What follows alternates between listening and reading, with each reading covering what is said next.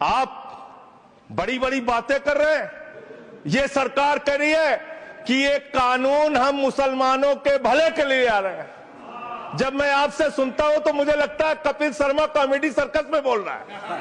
आप मुसलमानों का भला कर रहे हैं, आप मुसलमानों का भला कर रहे हैं। दोनों सदन में एक भी सदस्य, दोनों सदन में सिर्फ एक सदस्य गुलाम अली को छोड़ के एक भी सदस्य आपका मुसलमान नहीं है। आप मुसलमानों का भला कर रहे हैं, आप मुसलमानों का भला कर रहे हैं। पूरी सरकार में एक मंत्री आपका मुसलमान नहीं है, आप मुसलमानों का भला कर रहे हैं। दो नेता अपने घरों में आपने बैठा दिया, मुख्तार अब्बास नकवी, शाहनवाज हुसैन, दोनों की राजनीति आपने खत्म कर दी। आप मुसलमानों का भला कर रहे हैं, आप मुसलमानों का भला कर रहे हैं। धार्मिक संपत्तियों को कब्जा करने की एक कोशिश है। इसलिए इस बिल पर न हिंदू को खुश होना चाहिए, न सिख को खुश होना चाहिए, न ईसाई को खुश होना चाहिए, न जैन को खुश होना चाहिए, न बौद्ध को खुश होना चाहिए, क्योंकि नंबर सबका आएगा। और आज वक्फ की संपत्तियां कब्जा करके आप अपने दोस्तों को देंगे, कल गुरुद्वारे की संपत्तियां कब्जा करके आप अपने दोस्तों को देंगे, फिर चर्चों की संपत्तियां कब्जा करके आप अपने दोस्तों को देंगे, फिर बौद्धों की संपत्तियां कब्जा करके आप अपने दोस्तों को देंगे, फिर जैनों की संपत्तियां कब्जा करके आप अपने दोस्तों को देंगे, फिर मंदिरों की जमीनें कब्जा करके आप अपने दोस्तों को देंगे। आप तो वो लोग हैं जिन्होंने प्रभु श्री राम के मंदिर में भी घोटाला किया। मान्यवर, प्रभु श्री राम के मंदिर के जमीन में घोटाला किया। मैं कागज दूंगा सर, मैं कागज दूंगा। ये लोग राम मंदिर में घोटाला करने वाले लोग हैं, राम मंदिर की जमीन का चंदा खाने वाले लोग हैं सर। ये लोग 2 करोड़ की जमीन 5 मिनट में 18 करोड़ में बेची सर इन लोगों ने। 16.5 करोड़ का घोटाला किया, 18.5 करोड़ में जमीन बेची। ये राम मंदिर में घोटाला करने वाले लोग हैं सर। मान्यवर, अरे प्रभु श्री राम के नाम का पैसा खाते हो तुम लोग। अरे बैठ जाओ, राम मंदिर का पैसा खाते हो। अरे राम मंदिर में घोटाला करते हो, बैठो। अरे राम मंदिर का चंदा खाते हो। अरे चंदा चोरो बैठो, चंदा चोरो बैठो, चंदा चोरो बैठो, बैठो चंदा चोरो। मान्यवर, मंत्री जी ने कहा 1 करोड़ सुझाव आया। मैं आपसे पूछना चाहता हूं, कितने करोड़ ईमेल आए, कितने करोड़ पत्र आए, कितने करोड़ सुझाव आए? पूरे देश को जानकारी दीजिए। और मैं आपको दावे के साथ कह सकता हूं, जब पूरा सच सामने आएगा तो देश को पता चलेगा कितने लोग इस बिल के विरोध में थे, कितने लोग इस बिल के समर्थन में थे। मैं जेपीसी का सदस्य था मानवर, मैं कह रहा हूं आपसे लाइए। और आप पिछड़े मुसलमानों का भला करना चाहते हैं, मैं आपसे हाथ जोड़कर निवेदन करता हूं, विनती करता हूं, और हमारे जो मित्र उधर भी हैं, अगर आप मेरी बात से सहमत हैं तो समर्थन करना। समाज में छुआछूत को, बीमारी को मिटाने के लिए चलिए उठाते हैं कदम, और अगले सत्र में एक बिल लेके आइए। जितने भी हिंदुओं की कमेटियां हैं, ट्रस्ट है, बोर्ड है, उन सारे ट्रस्ट और कमेटियों में 80% आरक्षण दलित, आदिवासी और पिछड़े हिंदुओं को दीजिए। मैं समर्थन करूंगा आपका, माला पहनाऊंगा आपको। आप पिछड़ों का भला करने की बात करते हैं, आप दलितों का भला करने की बात करते हैं। आपकी मातृ संस्था आरएसएस 100 साल तक आपने एक भी दलित, पिछड़ा और आदिवासी, एक भी महिला को आज तक आरएसएस का प्रमुख नहीं बनाया। आप दलितों और पिछड़ों और आदिवासियों की आरएसएस के बारे में भला करने की बात करते हैं। मान्यवर, आपने इसमें लिखा बिल के अंदर कि वक्फ कमेटी के अंदर गैर मुसलमान इसका सदस्य बन सकता है।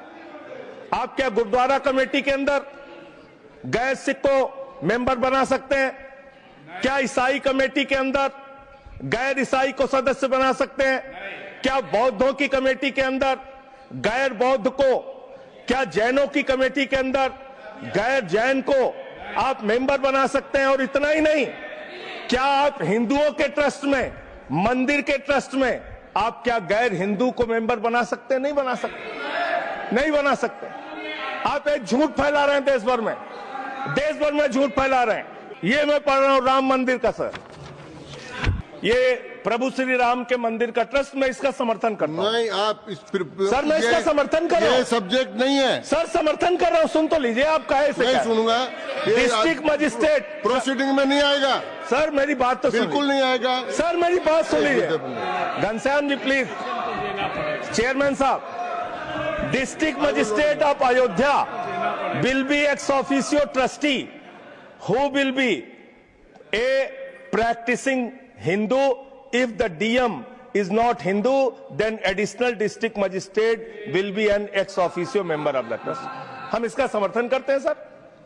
हिंदू धर्म के ट्रस्ट में हिंदू को मेंबर होना चाहिए, आपने लिखा, हम इसका समर्थन करते हैं। लेकिन आप दूसरे धर्मों के ऊपर कह रहे हैं। कल को आप गुरुद्वारा कमेटियों में कहेंगे सिख नहीं दूसरे धर्म के लोग इसमें आएंगे। कल को आप जैन कमेटियों में घुसड़ेंगे, बौद्धों की कमेटियों में घुसड़ेंगे। ये बात गलत है, ये पूरी तरीके से गलत है। और आज पूरे देश को आप बताइए, मान्यवर, पूरे देश को आप बताइए, 2009 में आपने अपना घोषणा पत्र जारी किया था, मैनिफेस्टो। ये मैनिफेस्टो आपका लेके आया हूं, ये तो आपका डॉक्यूमेंट है, मेरे घर नहीं बना।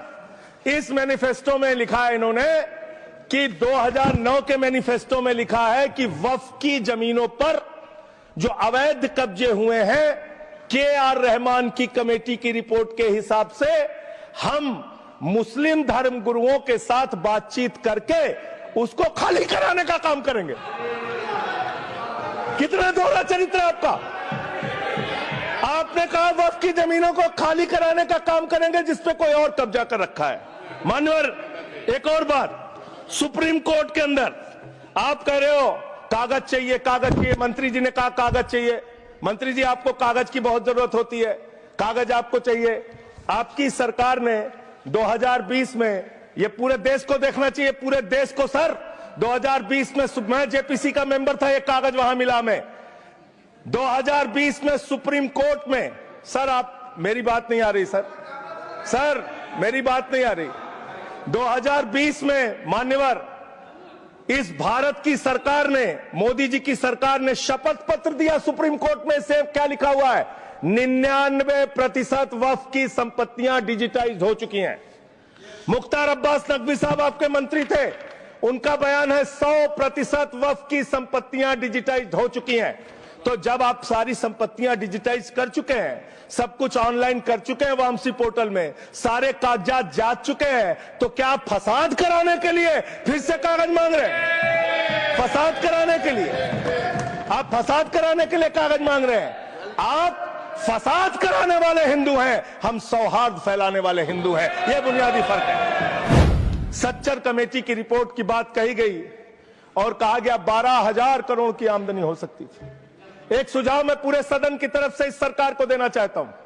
12,000 करोड़ की आमदनी की चिंता है वक्फ की, करोड़ों मुसलमानों की चिंता है आपको। एक अपने दोस्त को पकड़ के लाइए, नीरव मोदी को 20,000 करोड़ वसूलिए, 12,000 करोड़ वक्फ को दीजिए, 8,000 करोड़ अपने पास रखिए। 8,000 करोड़ का आपको मुनाफा होगा, 12,000 करोड़ वक्फ को दे दीजिए, करोड़ों मुसलमानों का भला हो जाएगा। ट्रिब्यूनल के लिए आप कह रहे हैं उसको अपील नहीं की जा सकती। हाई कोर्ट का फैसला ट्रिब्यूनल के फैसले के खिलाफ आया है, सुप्रीम कोर्ट का फैसला ट्रिब्यूनल के फैसले के खिलाफ आया है। आपने कहा 5 साल का प्रैक्टिसिंग मुस्लिम होना चाहिए। कैसे प्रैक्टिसिंग मुस्लिम तय करेंगे सर? आप क्या मुसलमानों के घर में सीसीटीवी का कैमरा लगाएंगे? कौन नमाज पढ़ रहा है, कौन नमाज नहीं पढ़ रहा है, कौन मुसलमान है, कौन मुसलमान नहीं है? आपने मान्यवर ऐसे ऐसे प्रावधान इसमें रखे हैं जो बड़े अजीब है, जो अपने आप में ये बताते हैं कि आपकी मंशा सिर्फ देश में झगड़ा कराने की है, नफरत फैलाने की है, फसाद कराने की है। आपकी मंशा कहीं भी मुसलमानों का या किसी वर्ग का भला करने की नहीं है और नहीं है।